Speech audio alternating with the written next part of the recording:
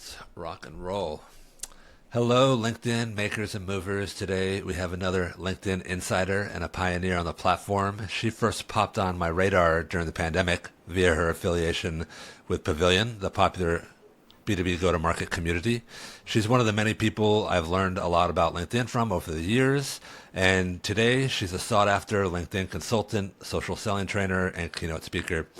Ladies and gentlemen, it's Mandy McEwen, the CEO of Mod Girl Marketing and Luminetics. Before I pass the mic over to her, we'll dig a little bit into her background. She started her career as a self-taught SEO consultant right out of college, and she tinkered with building websites and blogs for businesses. That led to the first iteration of Mod Girl Marketing, and at the time, she was cited as a top SEO expert by Search Engine Journal. Mod Girl expanded into social media and eventually LinkedIn marketing. Today, it's a full-service content marketing agency. Meanwhile, she built the agency via relationship building on LinkedIn, or what many today call social selling, something that became increasingly important as cold email and blogging became less effective. And that experience inspired her to start another company, a LinkedIn training and consulting firm called Luminetics, which is focused on LinkedIn enablement for enterprise go-to-market teams. Over the years, she's built courses. She's advised or conducted courses and trainings in major B2B communities. I mentioned Pavilion, but also digitalmarketer.com. And she's even conducted trainings at LinkedIn headquarters. Over the years, she's made many top marketer lists, including G2, LinkedIn, and most recently, Thinkers 360 Top 50 Global Thought Leader in Marketing and Personal Branding. And she's appeared in many publications as well: Social Media Examiner, Huffington Post, Inc. Magazine, even Maxim. And of course, she's appearing on LinkedIn almost daily, sharing her tips with an audience of almost 50,000 followers on how to get better, a little better at LinkedIn every day. And with that, let's give a big LinkedIn famous welcome to Mandy McEwen. Welcome to the LinkedIn Famous Podcast, the show where we get real about what it takes to build a personal brand on LinkedIn that gets real business results. We're talking about driving revenue from a personal LinkedIn profile by sharing real and authentic stories and points of view. I'm Brad Zomick, your host and the founder of Spectimer, a personal brand consultancy that helps founders and executives get LinkedIn famous. Join me for unfiltered conversations from the trenches of LinkedIn. We'll meet CEOs, go-to-market executives, subject matter experts, and company employees with blockbuster LinkedIn results. We'll unpack strategy and leave you with tactical advice to grow your personal brand and demand for your company's products and services. All right, LinkedIn hustlers, it's time to level up.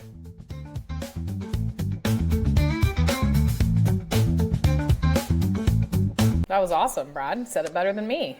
I try. What can I say? Is there anything that I covered in your background that you maybe want to double click on? I mean, there's so much there. It's just spin, pick your poison there.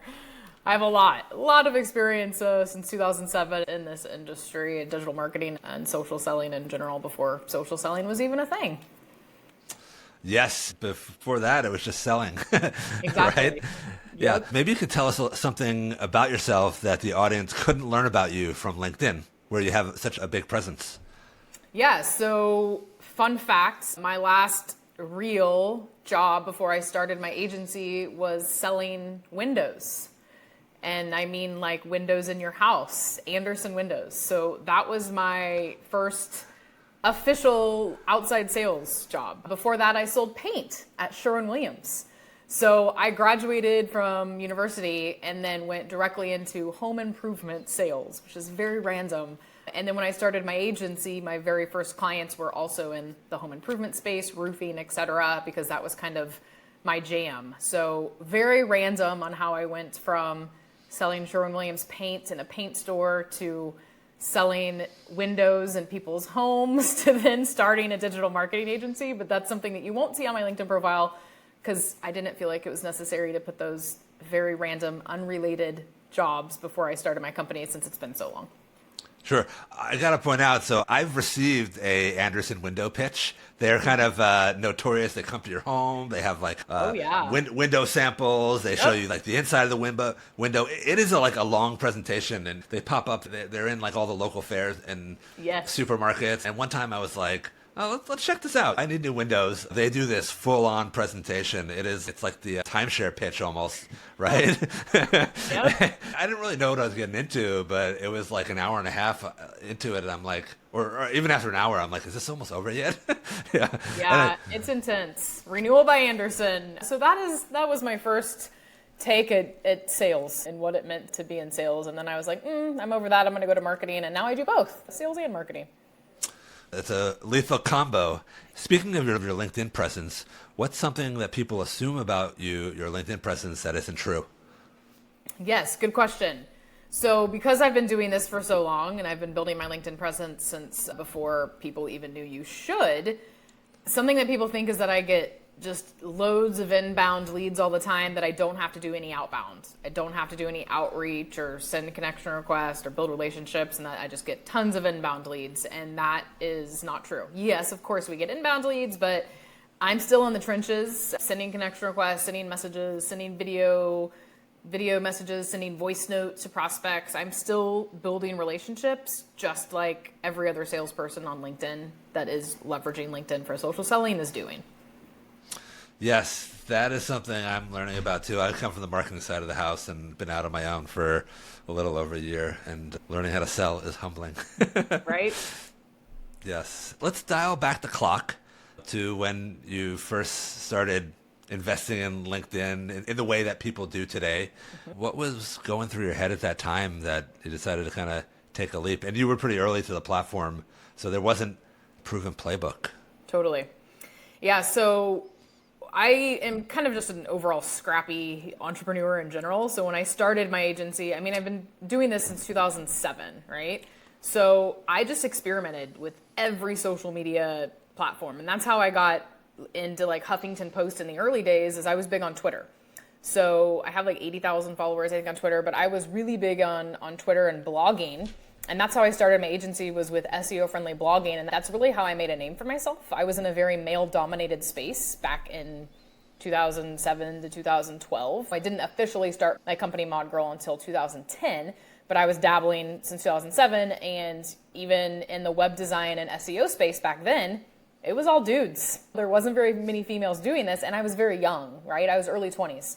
So the way that I stood out was by blogging and leveraging social media, which at the time wasn't necessary. You didn't really need social media back then. You could get away with just doing SEO and PPC. That's how old school this is when I started. So I felt like I had pretty much mastered Twitter, and I was using Facebook, right? And I was like, but then there's LinkedIn. And I want to start getting in front of actual companies to start building relationships. I was like, I need to start leveraging LinkedIn. LinkedIn was like the last. Like, I did the Twitter thing, I did the Facebook thing. At the time, Instagram wasn't really that cool. It was before Facebook even bought Instagram. So it wasn't even really, I mean, first of all, Instagram wasn't even launched till after I started my company anyway, or after I started online marketing. So I had the idea that like, let's just do the same thing on LinkedIn, because this is where business professionals are, and no one was doing this. Everyone was using it as a resume, basically, right? As a recruiting platform to find jobs and make your profile a glorified resume. So I started using it and just building relationships in Kansas City, because I started my business in Kansas City, I'm from Kansas. And I literally just went and blasted the connect button to everyone in Kansas City that I could find on LinkedIn. I was like, connect, just down the list, right? And it started working, and I was like, this is pretty cool, right? I just started talking to people, and then I started just posting, not like I am today or anything, but I just started dabbling, and then I started getting clients from it, like people that wanted to talk to me about what I'm doing. But of course, I wasn't selling LinkedIn marketing then. I was selling my SEO, my web design, and my blogging, because LinkedIn marketing wasn't even really a thing back then. So I started telling people about this, right? So fast forward, I don't know, 2015 or so. And I start telling others about this, and I basically, like other agency owners, because I showed up #1 in Google for white label online marketing, which basically means companies can hire me to do the behind the scenes SEO for their clients, and they don't even know I exist, right? So I had all of these big agencies and small agencies wanting to work with me for SEO, but then I would tell them what I was doing on LinkedIn, and they were like, oh, that's really interesting. And I would just tell them for free. Like, I didn't ask for consulting fees or anything, because I was just like, this is what I'm doing. They would go and do it, and they'd be like, damn, Mandy, you're onto something. I just landed 15 meetings this week from LinkedIn. And I was like, holy shit, really? They're like, you need to make a course on this. You need to be teaching people this. I'm like, huh, okay, cool. And that's kind of how it evolved. I was like, wow, okay, no one's really doing this at that time. So then 2017 comes along, and that's when my first like LinkedIn course and program came out, Mod Lead Gen Masters. And I was targeting agencies and consultants though. I wasn't targeting B2B tech companies like I am now, right? And so that's kind of how I fell in accidentally into this LinkedIn world, is just by experimenting and doing it myself as a typical ADD entrepreneur that wants to get her hands into everything and figure out what works, and then me sharing it with other people, and then them telling me, you're on to something, you need to start training people how to do that. And then fast forward lots of evolutions later, now we're training B2B companies and individuals still on maximizing the power of LinkedIn. We have courses, we have AI tools, we have programs, all the things. So that's kind of the backstory there. That's really interesting. It sounds like a very natural progression, and you were early as a platform. It was almost easy. Today, it's like a different world. Absolutely. Right. But I was kind of curious too, as you were doing that, was it all gravy, or were there learnings and challenges stumbling points that were, I guess, learnings over the course of that evolution? When it came to LinkedIn, or just in general? I mean, there's stumble points. LinkedIn. Yeah. Not like in the early days, it didn't matter if you even posted content or what you posted. It was all just relationship, And I will say that fast forward a little bit, when I decided I wanted to go all in on training agencies and course owners, with my courses, right? So I trained agency owners on how to grow their agency with courses. I did use LinkedIn in the way that I tell people not to use LinkedIn right now, and the fact that I was sending everyone the same message when they'd connect, and I would pitch them to join my Facebook group, Mod Agency Insiders, which at the time, it still has like 12,000 people in it, I think. I don't really use it a ton now, but at the time, that was where I sold everything, is I had like an active Facebook group. So I would leverage LinkedIn to just pitch people to join my Facebook group, and then everything would happen in there. And so I go back and I see people from like 2017 that I have conversations with, and the first message I sent them was like, hey, Sally, happy to connect with another agency owner. I would love to continue this on Facebook. Join my Facebook group with over 10,000 other agency owners. Like, the annoying stuff that I tell people not to do, I was doing, right? And then I go back and I look at these and I'm like, oh my God, cringe. And of course, most of those people didn't even respond. Some did, but I was kind of just doing the blast technique before I started in between. I was like, okay, I did the right way. Then I got lazy and I just started blasting people the same message to go to my Facebook group. And then I was like, yeah, I'm done with that. It's not working. So I've pretty much done it all in terms of what to do and what not to do on LinkedIn over this evolution. Right. And I think as a first mover, you can kind of do the things that work in the beginning don't work anymore, right? You know, like you use a brute force attempt early on, but now that the platform's grown so much, like those type of superficial and personalized techniques don't work as much. Clearly you're a social native. You tried out all the platforms. Then obviously became something pretty powerful. What happened with your Twitter presence? It's still there. Yeah, we still post everything. So everything gets posted on LinkedIn gets posted on Twitter, and then we use tools to just auto-tweet, basically. So I've never stopped. Do you engage there, or it's more of a transmission point? No, it's really just automated at this point. I mean, I love Twitter or X. I'm on it like almost daily, just perusing and looking at stuff in general, like what's happening in the world. But I will probably get more active once we launch this new product funnel that we're working on now. But I haven't really used it a lot for like personal engagement. It's mainly just posting, and then for my own personal use of just crypto and financial and craziness. Yes, it's good for that stuff with news and finance. Yeah.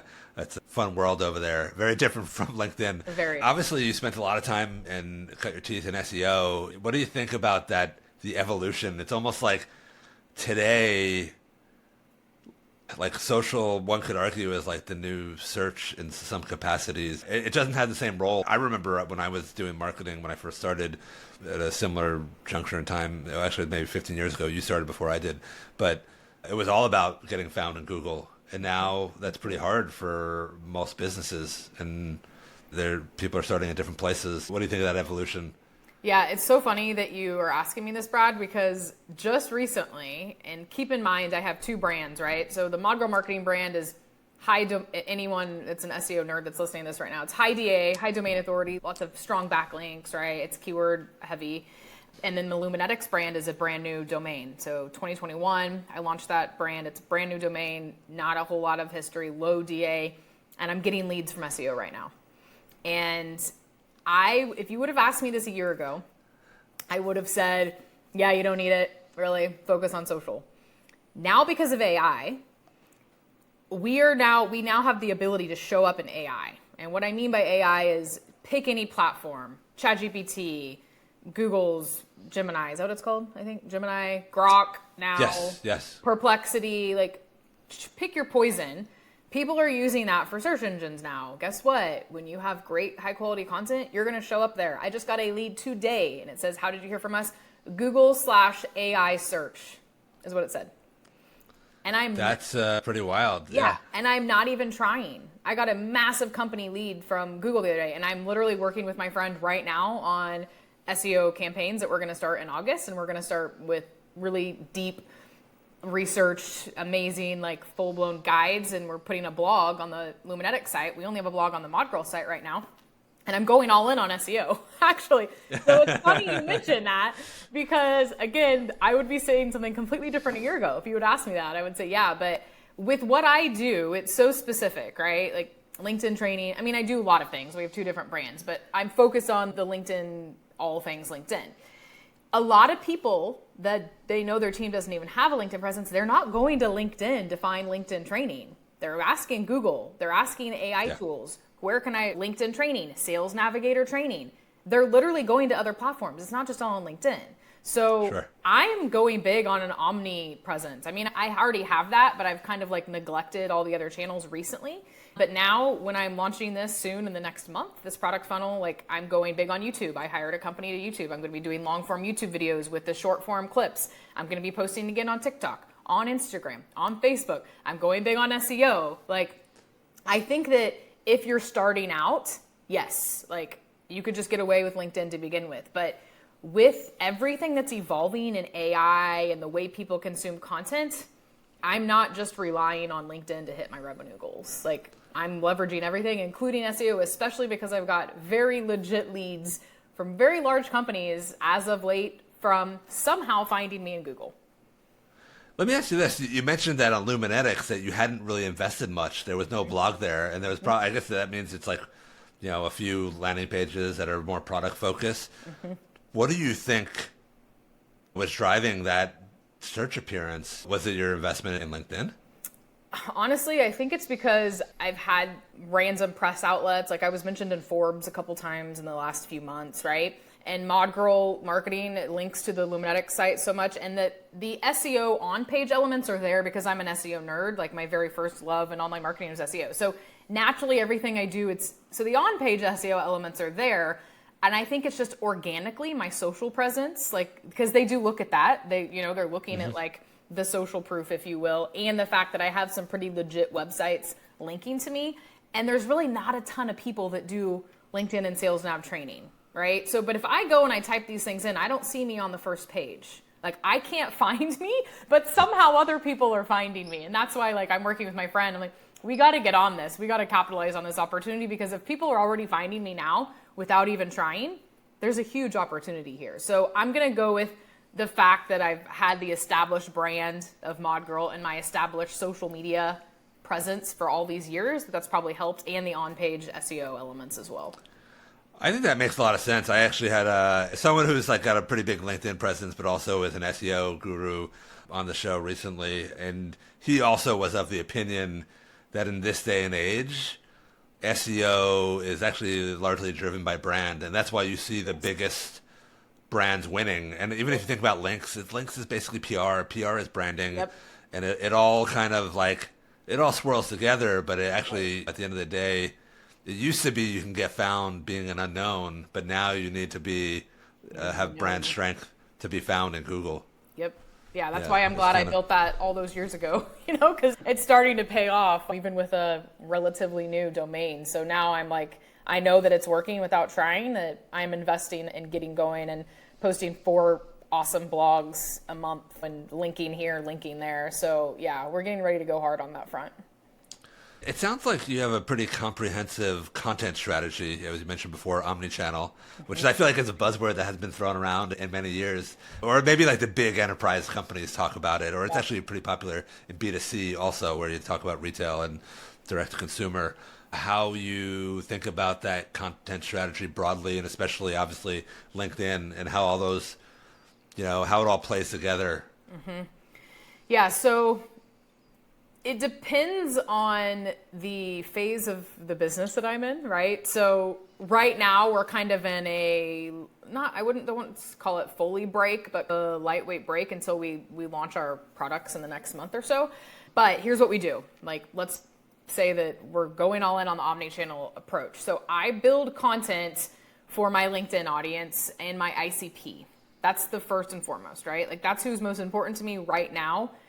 When we're talking about YouTube, that's totally different. I'll come back to that in a second. So overall social media, I'm thinking of my LinkedIn audience. I start with LinkedIn. In mind. I build out that content strategy. I'm very big on video. So I post a lot of videos every single week. I repurpose a lot of videos as well. I've made new videos I haven't even posted yet. So I just take that same content and I post it on all the other channels, including my blog, including the video page on the Mod Girl site, including Twitter, including my Facebook pages. I have 2 Facebook pages and Facebook group. And then I will be doing the same thing again on Instagram. The only difference is, let's keep with the video topic here, it's just we shorten up what we say. So LinkedIn, I'm gonna get the biggest, longest text version on LinkedIn, right? All the other channels, let's say it's a video, it's a short form video, it's a reel on Instagram, we just have like 2 sentences. If it's on YouTube Shorts, you can't even do sentences. It's just like a couple hashtags in the title, right? On Facebook groups, we post the same thing we post on LinkedIn. So I'm literally taking the same content and I'm just repurposing it to format that particular channel, right? So if it's like the text only posts, I'm not really posting that on Facebook, or I'm not really posting that on Instagram or TikTok, right? So that's like video heavy, but I'm not sitting there saying, okay, for this specific channel, I have to create just this one video for TikTok and then I'm not going to use it. Like, you literally can post the same thing in a slightly different way across all of these channels, which just maximizes the one thing you're doing for LinkedIn anyway. Like, you might as well be posting your short form videos on YouTube, on Instagram, on TikTok if you're already making them, Yeah, it's funny you mentioned that, because I went through a similar epiphany recently too. Through this podcast, it creates a lot of content. And when I launched the episode, I was like, all right, well, I can put out a couple of pieces of content the week of, and then I started stockpiling all this content, right? So like a month later, or now 2 months, I started just cycling all that content back into the calendar, because otherwise it's just sitting there collecting dust, right? Exactly. And some of this stuff has a shelf life when trends change. So it sounds like LinkedIn, it's like you got a hub and spokes model. LinkedIn's kind of the core vehicle. How do you think about planning for that? Do you have a content calendar that's planned like weeks in advance? What does your system look like from idea capture into distribution? Yeah, so because we've been doing this for so long, I have a lot of data on what performed best, right? So we use a tool called Aware app that basically says, here's your stats for all your LinkedIn posts for the life of your LinkedIn account, right? But I'm also talking to lots of people every single day and hearing pain points and hearing people mention things and give me ideas. And so we do basically a weekly content calendar, if you will. So I have a team. They help me based on what we talked about. They'll put it together before Sunday night hits, or I could say Monday morning hits. I am going in there, I'm refining it, I'm adding things, I'm tweaking things. We have like a repurpose schedule. Like, we know what videos haven't been posted in 6 months that are still hot that we can repost again. We have new videos. So it's a lot of different things of repurposing, seeing what's worked in the past, what can still work, and also new stuff that I'm making based on what I'm seeing in the industry. And honestly, repetition is key here, because it's like people need to hear the same stuff over and over again, just in different ways to get it through, right? So it's like, when you're a subject matter expert, you're kind of talking about the same thing over and over again, just in a slightly different way to drive it home, you know? And so I'm not like coming up with these like crazy brand new content ideas. It might just be the same thing spun in a differently creative way. Does that make sense? Yeah, I get that. Actually, it reminds me of like there was a point in SEO, and you probably remember this too, when you could like fool Google where you would basically have two landing pages that were almost the same, but it was literally like a different keyword or something like that. But I think of the equivalent of like LinkedIn content with the same topic, but there are 10 different ways to skin a cat, right? Where based on the hook, if you will. Right? Yep, exactly. Yeah. So it's just a lot of testing, and plus the algorithm is so weird right now. It's changed so much, just even since January. It's all over the place. You never know what's gonna hit. You spend time doing one thing, you think it's gonna hit, it's total bust. You throw something random up and it takes off and goes viral. It's like there's no like, oh, I know that this is the strategy that's gonna work. It's just you just got to be consistent and keep doing it. And like some things are gonna work and some things aren't, but you can't get caught up in the algorithm and impressions and views, etc., because it will drive you crazy if you do. Yeah, you do a lot of video and you also travel a lot. I notice that often your background changes every couple of months, more or less, or at least from my perspective. How do you kind of keep that video production quality high? Does your team travel with you? No, I do have a friend that travels with me quite a bit and helps, but a lot of the videos are just, so for example, last year or the year before, I think it was 2023 actually, 2023, I go to Hawaii every year for a month to 3 months. I have a family condo there. So when I was in Hawaii in 2023, I rented an Airbnb for a day, a really beautiful, really big house, and I literally recorded videos for like 12 hours. And that I am still reposting those videos. Like I just posted something this week with the flower background, and that was in Hawaii in a different room. So it depends on where I'm at, but I like batching content. I also posted, like today, I posted a video when I was in Portugal, which was back in December.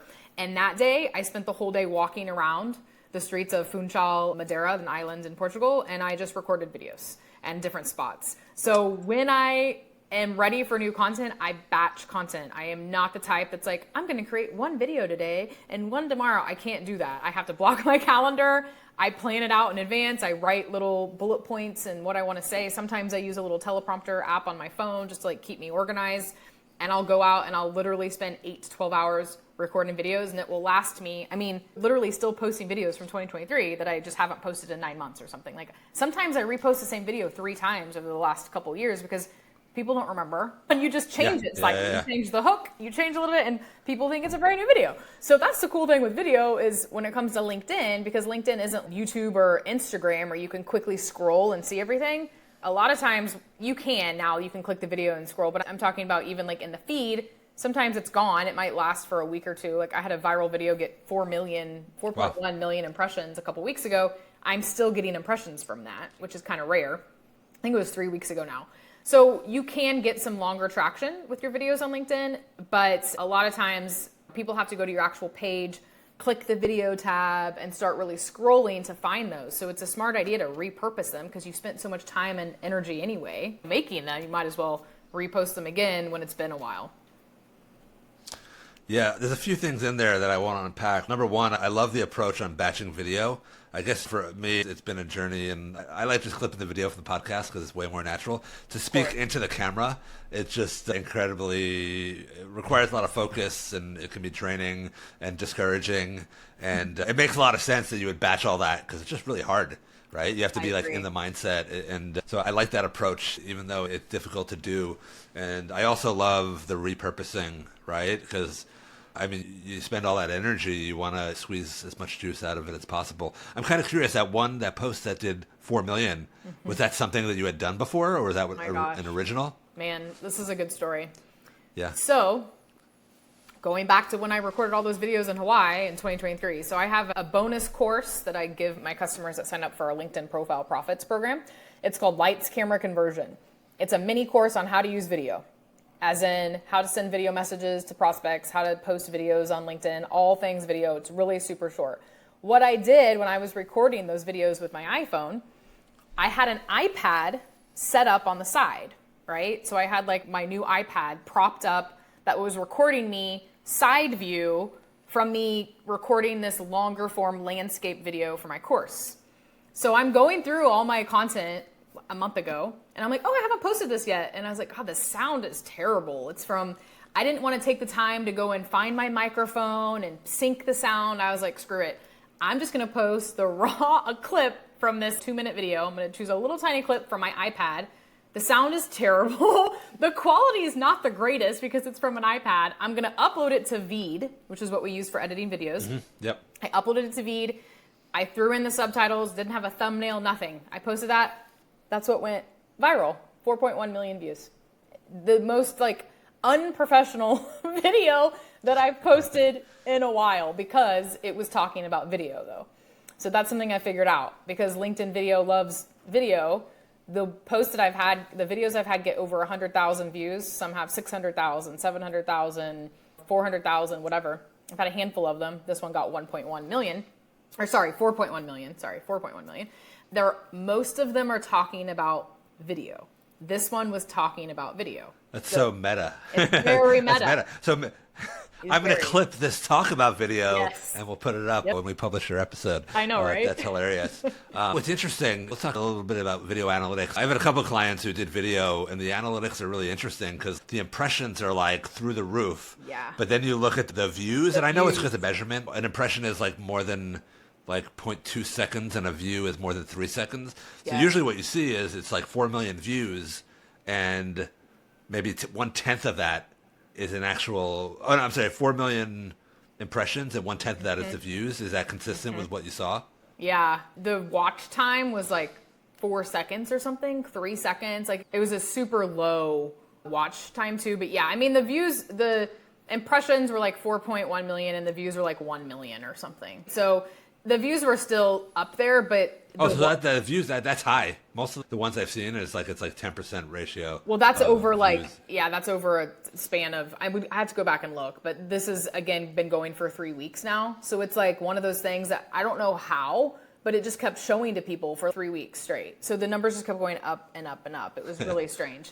But yes, the views are usually a lot shorter or less than the engagement too.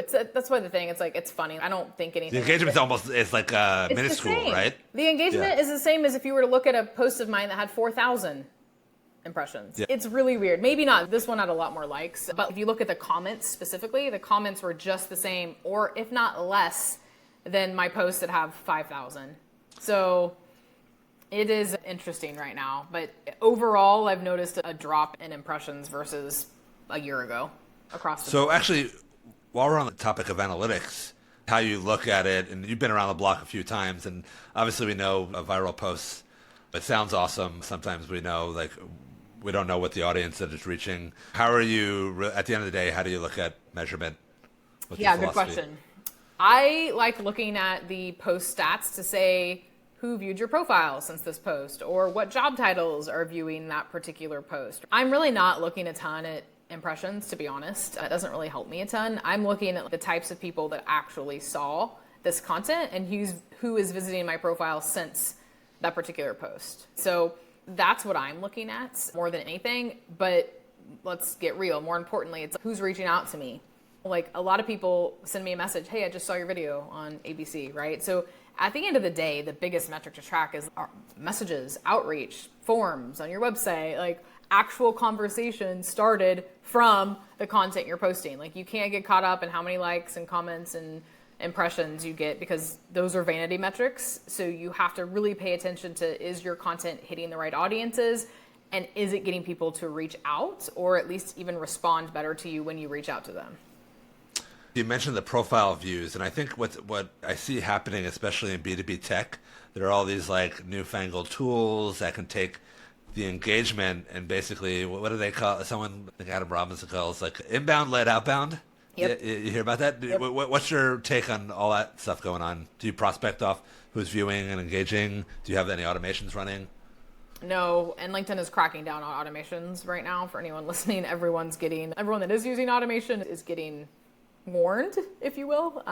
They're really cracking down on all those tools right now. So no automation, but I do have a team that helps me a lot, or I wouldn't be able to sleep because I've got way too much going on. Absolutely, we're looking at profile views. That's something that one of my team members does. So I have someone helping me with responding to stuff, messages, keeping everything going, posting on my behalf. Like I write everything myself and choose what to post, but then it gets posted for me by an individual that's worked with me for years. So she is responsible for looking at my profile views in addition to me. We're both looking at who's viewing my profile and we reach out. We're doing all of those things. Who is following our company page? Like we love Sales Navigator. So we're looking at all of those factors to start up easy conversations with people who are viewing and following us.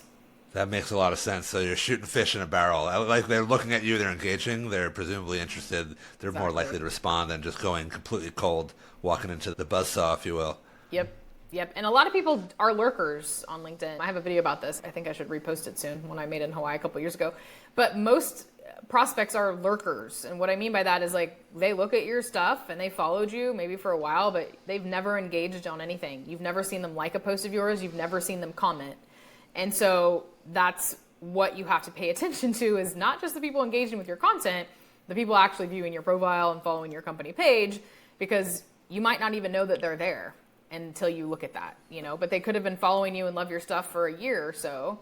And then they're lurking and then you reach out and they're like, oh yeah, actually, like I would be happy to chat. But who knows when they actually would have reached out if you wouldn't have sent them that message. Right. Love that approach. Speaking of impact, so we talked a little bit about, I guess, the impact LinkedIn has on your business and career, but the unexpected things that came along with investing in LinkedIn to the degree that you have, beyond, obviously, it brings you business, it's bringing you like a livelihood. What else has come with your investment in LinkedIn? Awesome friendships. I would say that's the biggest one. Yeah, I hear a lot of good stories. LinkedIn friends. Exactly. I have a bunch of those that I guess you met through LinkedIn, but you might not know otherwise. Anything else? Anything surprising? Good or bad? Not really. I would just say the ability to make in real life friends from online friends, just relationships that you didn't expect to turn into in real life, relationships that are actually beyond business friendships. I would say that's probably it. And just the people you meet. But I was listed in Forbes, mentioned in Forbes a couple times, articles like dedicated to like my methodology, and it's because of a connection I made on LinkedIn. He's a Forbes writer. So it's like you never know what can come from that. And that's not I'm not trying.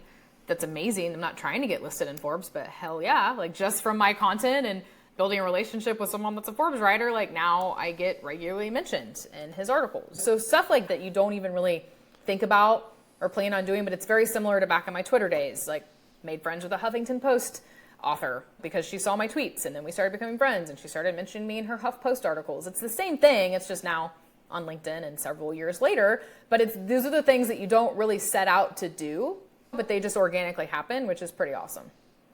Yeah, I think when you invest in LinkedIn to the degree that you have, it just brings attention, and yeah, absolutely, in a positive way. I know you hear the stories about people who go viral for not so good things, and that brings a different type of attention. Do you have any unusual or unexpected? I do. Opportunities or stories that have come from your LinkedIn presence? I have one that is why I will never post anything lightweight controversial ever again because of this. And it wasn't my take, it was just a poll. This was during COVID, so this is a good story. So during COVID, 2020, everyone's obviously not knowing what the hell's going on with the world. And I'm not like a super health freak by any means, but I try to live a healthy lifestyle. But by no means do I like judge people for eating donuts. Like I like donuts too, don't get me wrong. And you'll understand why I'm telling you this. So at the time, and I'm not anti-vax either. Like I was vaccinated, right? I had to be vaccinated to even travel and leave for Europe. So there's no anti-vaxxing going on in this either. And I'm not shaming people for eating donuts. At the time, Krispy Kreme was giving free donuts to people that were getting vaccinated. Okay, this was in the United States. Krispy Kreme said, show us your vaccination card, we'll give you a free donut. I posted a poll that said, and again, this was 2020. I posted a poll that said, interesting that Krispy Kreme is giving free donuts to people for getting vaccinated. Shouldn't we also be promoting healthy living to stay healthy, to also decrease our chances of getting it? But curious what your guys' take is. So I literally wrote the question, should Krispy Kreme be giving out free donuts? That's it. That's all I said. Oh my goodness. It went viral for all the wrong reasons. I had people fighting. I had people calling me terrible names, calling me an anti-vaxxer, telling me all these things. I had doctors fighting with each other. It like took off, and then we had to spend time and my money paying my team to like manage it. And I was like, not doing that again. I'm staying far away from any sort of topic that can cause controversy. And I wasn't even taking a side. I was just genuinely curious what people thought. And I learned my lesson the hard way. I will never do that again. So I will, because like it's a little laughable now. We're 5 years on from the pandemic, when it's actually 5 years ago that started. And yeah, we forget that vaccinations got politicized, and it's almost like laughable that your poll is like really harmless and so harmless. So much. Yeah, and there was people from both sides, and I was like, oh my God, I'm never doing that again. So now I steer far away from anything that is outside of my travel life and B2B sales and B2B marketing. I don't go anywhere else now. That's it. So interesting in that story you were mentioning around your team managing it, and like it actually occurred to me, you're talking about in the comments. I guess, what's your philosophy on commenting now? And LinkedIn just changed some of the analytics reporting to show the percentage of your appearances that are coming from comments. How do you think about allocating time and effort to commenting versus posting and connection requesting like that holistically? Yeah, I tell everyone, so when I'm training sellers and sales teams, I tell them you need to be leaving at least 5 comments a day. So I have like a 25 rule of leave 25 comments a week, send 25 connection requests minimum a week, and 25 messages a week minimum to people you're already connected to. So it's like my 25 rule, right? And I feel like people that are just starting out, or especially even sellers, need to spend more time commenting than they are posting content. I feel like posting content should be last. Yes, you need to do it, but if you just focus more time on engaging thoughtfully and in a meaningful way, meaning very strategic, not with like random influencers posts, and you spend time on sending connection requests and building relationships, that's going to take you far more along than if you were to just focus all your efforts on posting. Because it is like a reciprocation game that LinkedIn has here. So it's a very welcoming, friendly community of, if you're going to comment on my stuff, then I'm going to comment on yours when I see it. And this is without pods. This is just organic. Like, this is just the way the law of reciprocation works on LinkedIn. It's like you help people out, they help you out. I am a huge fan of blocking out. We have a whole time blocking calendar guide, and we train teams on how to do this. I'm like, set aside every single day. Put it on your calendar. I'm going to spend 10 minutes commenting. Like, it's not that hard. And if you use Sales Nav, you can curate your feed on what shows up in Sales Nav. You can only engage with people that show up on your lead lists. You don't have to be perusing LinkedIn.com and wasting time doom scrolling when you have Sales Nav, you know? Yeah.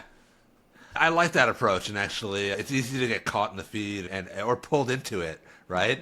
And as much as I complain about the UI of Sales Nav, it's a little bit wonkier for the commenting and stuff. You have to click open, and there's extra steps involved, but it's still faster. Say what you will. Yeah. I appreciate that. That resonates with me. All right. So we're rounding the corner towards the end of the episode. I have a little lightning round for you. Okay. So some rapid fire questions. So first question, and you probably get this one a lot, right? You're at an event or you're traveling and somebody comes up to you. They're like, oh, I want to be like you. I want to invest in my LinkedIn presence. What's your advice to someone who's just starting out? Have a badass profile that talks about how you help people, which is why I created my Lumi profile builder to help you do that quickly. First and foremost, look legit and make yourself look like you know what the hell you're talking about, and speak to your exact target audience on your profile. That's the bottom line. Don't have a lame profile, okay? And show your personality. And then the second thing would be just start building relationships as fast as you can. Start commenting, start reaching out to influential people, building relationships, and being a real, genuine human. And if you really want to get on people's radar, send them a video message. I like that. That's some good advice. Do you think LinkedIn in its current form is overrated or underrated? Underrated, for sure. All right. Still a believer. It's getting crowded, right? You see people complaining about engagement dropping, but I appreciate that. What is a trend on LinkedIn that you wish would go away? Oh, God.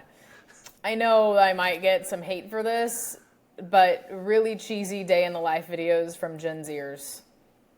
The TikTokification. The of TikTokification. Let's just say that. The TikTokification. I like that. I can't even say that word. Of LinkedIn. We can just go that. Yeah. Yeah. Well, I mean, in a way, you do a lot of though. vertical video. It's working for you, the vertical video. It is, but maybe I should say like the very super trendy Gen Z things, but it works for them. And I'm just old and I just don't, I can't do stuff like that. It doesn't resonate with me. So. I'm with you. Another question. If you were running LinkedIn for a day, what's the first thing you would change? Oh God, how the messages are, like the DM format, it just needs a rework. It's a pain to deal with. Yeah, it's really hard to keep track of. I feel like you talk about inbox zero, it's like impossible to get to. It's terrible. It's bad. All right, that's a good one. Okay, another question. Are you an introvert or an extrovert? Extrovert, for sure. All right, yeah. It's an interesting mix. You would assume a lot of people who invest a lot here are extroverts. I am too, but I meet a lot of people who are doing quite well here who are introverted. Mm-hmm. Same. Works for everybody. All right, last couple of questions on the lightning round. Or it could be one question. Who do you follow and learn from? Or who do you think is crushing it right now on LinkedIn?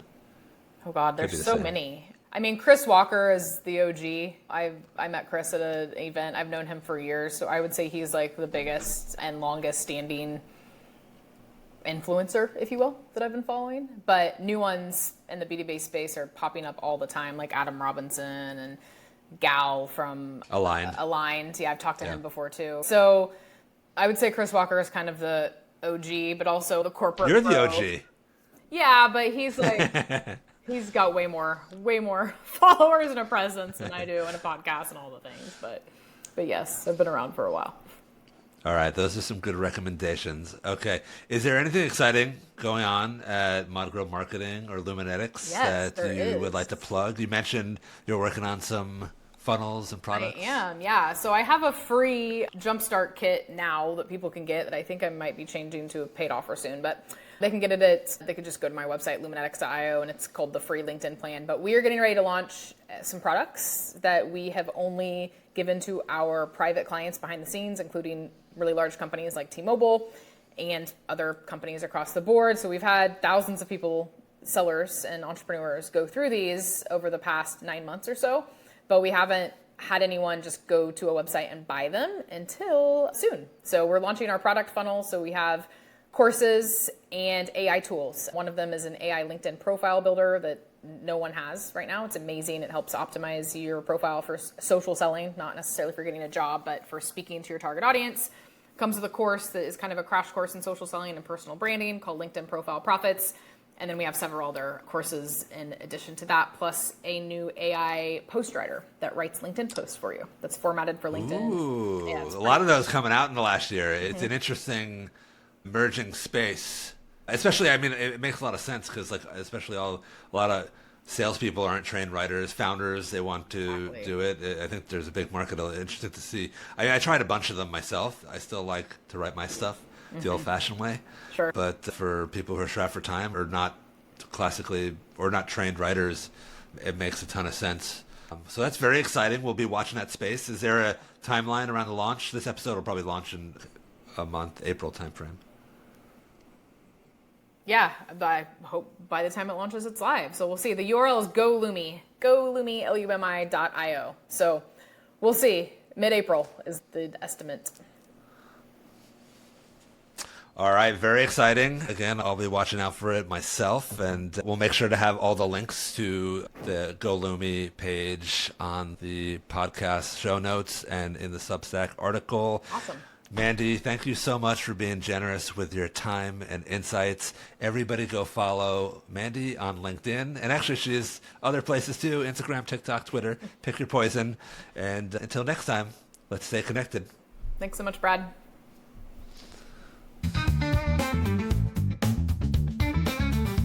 If you enjoyed this episode, follow Brad and Spectimer on LinkedIn for hot takes and tactical executive branding advice. For the readers in the audience, subscribe to LinkedIn Famous on Substack. And if you really loved this episode, leave us a review on Apple Podcasts, Spotify, or the podcasting platform of your choice. Until next time, stay bold, authentic, and keep on creating.